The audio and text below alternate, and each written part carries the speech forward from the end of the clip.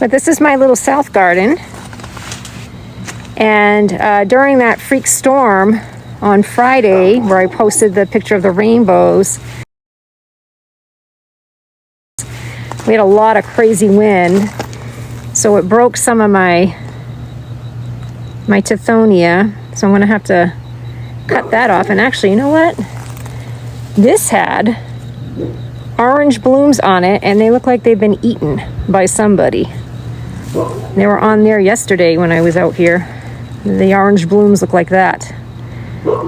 So I don't know what did that. We have quail that are in my garden, so I don't know if they did it or what, but I have pretty much cosmos in here that are coming in. And this cosmo, I need to stake it up because that got knocked over by the wind. I got morning glory on this obelisk. And then some more Texas salvia. And then you can see that cosmo got busted by the wind. So I gotta come out here and do some garden cleanup. Then I have trumpet vine and lilac, and everything is slowing down. This trumpet vine, I usually have to cut it like every other week, and it's like just the light, you know, the days getting shorter, the light requirements going away. I've noticed every plant, everything's just slowing right down. There's no more new growth. You know, it's like the plants know it's time to have a little break too. You know, winter's coming and it's time to rest. So this is my wisteria. And up through the middle, I have morning glory that made its way. So they're all closed right now, but they'll open up tomorrow morning.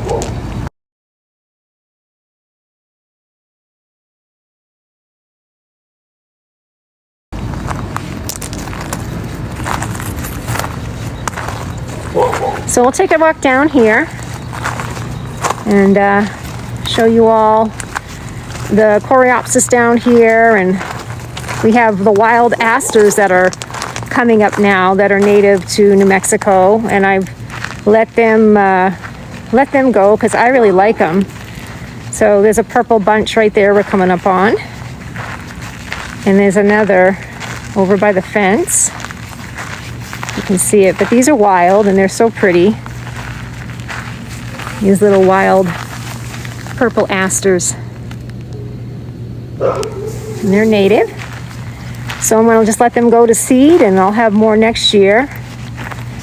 We try to keep this area all open and keep the cacti, tumbleweeds, and puncture vine out. So we do that, and then everything else will just kind of die back. We'll rake it up, and then it'll be back to barren ground in the spring. These coreopsis and asters, sunflowers over there, we will cut those all down once they go by. But I like to leave the sunflowers because the birdies, they like to get the seeds, and then whatever seeds fall to the ground, I'll have more next year. All reseeded from last year. I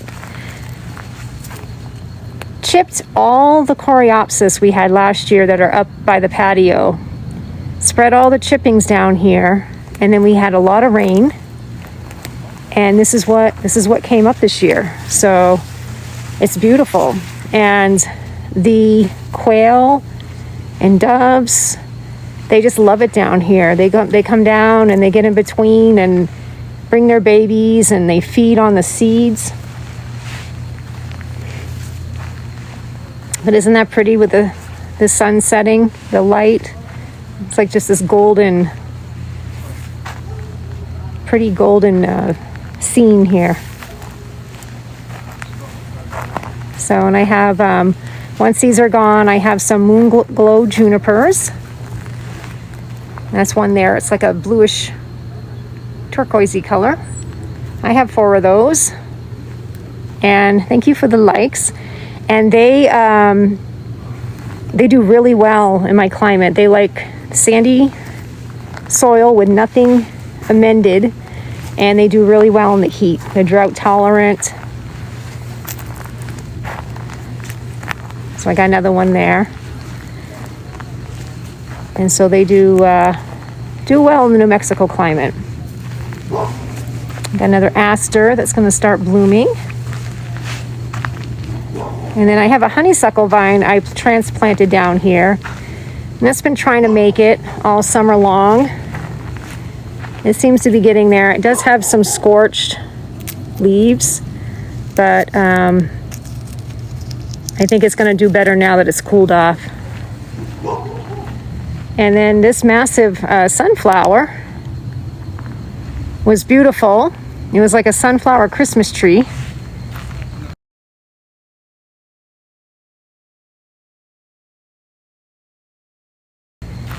And that's gone by, but I've noticed that it's got some more little buds that are starting.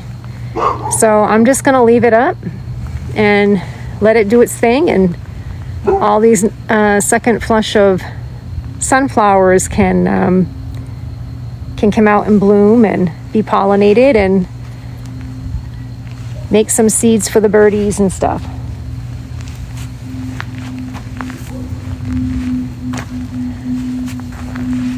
There's another pretty aster back there.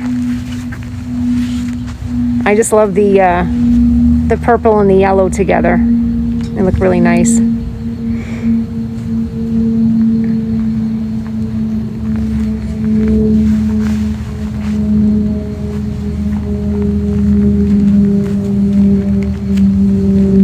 So we'll go back up.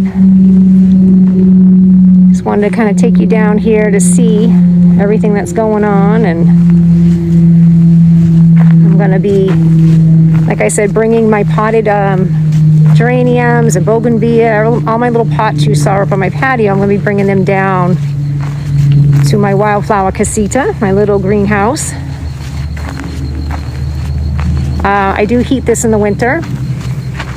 I have a little space heater that I run a cord down to.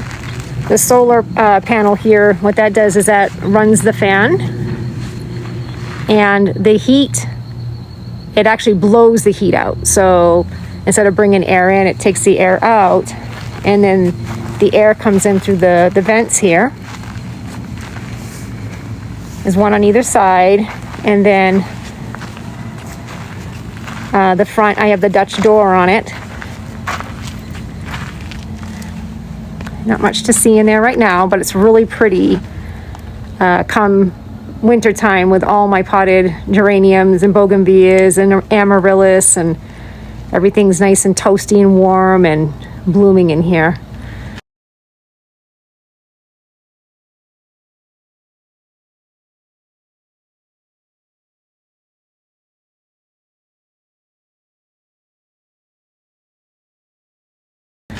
So and right now the shade cloth's on it to keep it cool, because it does have crushed stone piece. I don't know if you all can see that, and so that really heats up in there. So the shade cloth has really helped this year, keeping it nice and cool in there, even though I don't have anything in there. At one point it was like 120, 130, and that was when we were getting into the 90s, so it was getting really hot. But I'll be taking that down soon, that shade cloth, because then I'm going to need the heat, you know? And then I'm going to give my shed a painting and get rid of all the stuff around it, relocate it, clean it up back here. I've just been waiting for the nice weather to come, the cooler fall weather to be outside. I don't tolerate the heat too well. And then my old corn boxes, I decided to put some coreopsis and zinnias and cosmos in there. And so they're all doing really well and all blooming and pretty. And they look kind of messy right now because, like I said, we had that storm on Friday. And like you can see, like the coreopsis got all knocked down.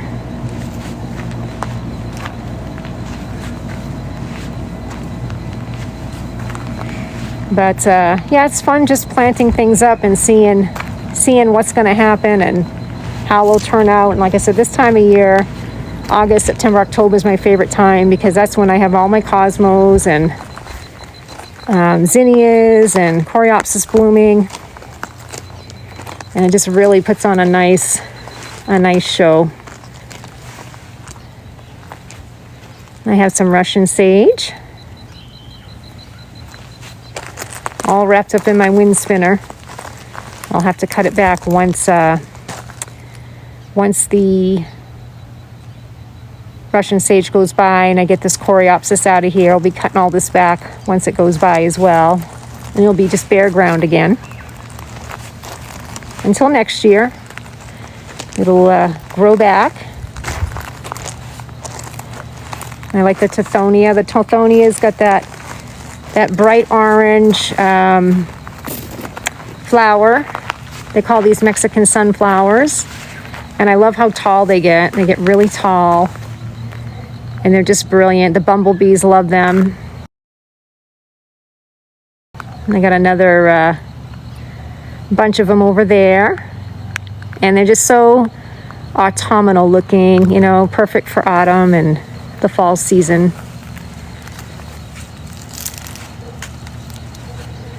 But anywho, I gotta water before it gets dark, but it was a beautiful evening tonight, so I figured I'd come out and say hello and let everybody check out the garden and see it in all its glory before it goes. Only a few more weeks, and once we get our first freeze and stuff, this will all be gone.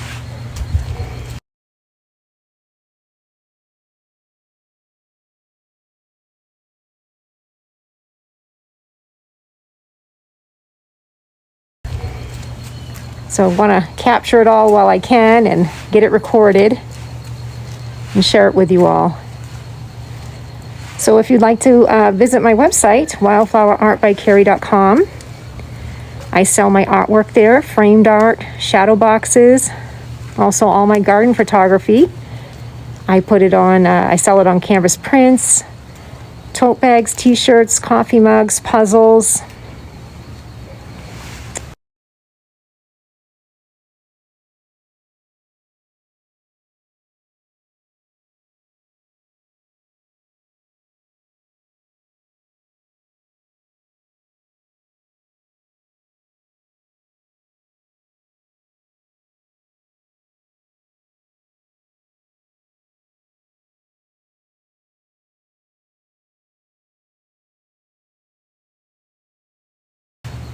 So if you'd like to stop by and take a look, you want to buy a special gift for you or someone special, all my artwork is created with the flowers that are in my gardens. I harvest, dry, and press them and create them myself.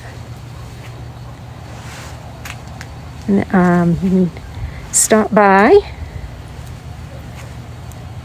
But I hope you all have a wonderful evening this Wednesday evening, and we will talk soon. Take care, and bye for now.